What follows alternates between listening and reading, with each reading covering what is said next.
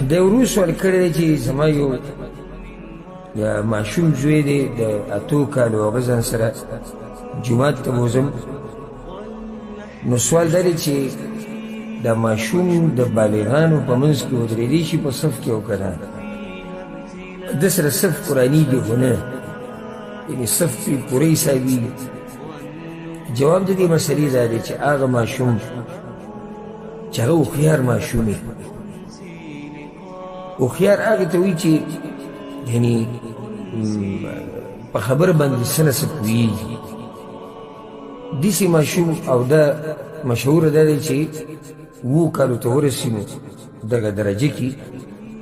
داسې ماشوم ځان سره جومات ته بوه دا یو ښه طریقه ده او دی چې کله د جمعې په دوران کې د صف په منځ کې ودرېږي نو دا هم صحیح ده او صف برابر دی اگر که بعضو علما ویلي دي نه دا ماشوم دی او بعضو وي په نفلو کې ودرېدی شي او فرضو کې نه مضبوطه خبره هم دا ده چې ماشوم د صف په دوران کې ودرېږي نو په ده سره صف پوره دی او په صحیح بخاري کې دا حدیث دی د انس بن مالک رضی الله عنه وایي چې پیغمبر صلی الله علیه وسلم جمع راکوله موږ کور کې صلیت انا ویتیم فی بیتنا خلف النبي صلی الله علیه وسلم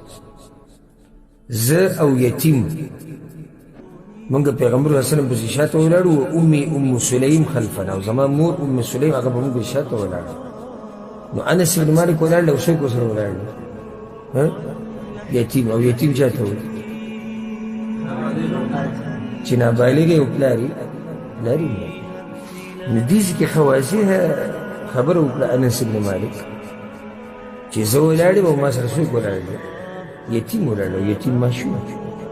نو د حدیثه دا مسله راووته چې ماشوم په صف کې ودرېږي نو صف څه دی صف برابر دی پوره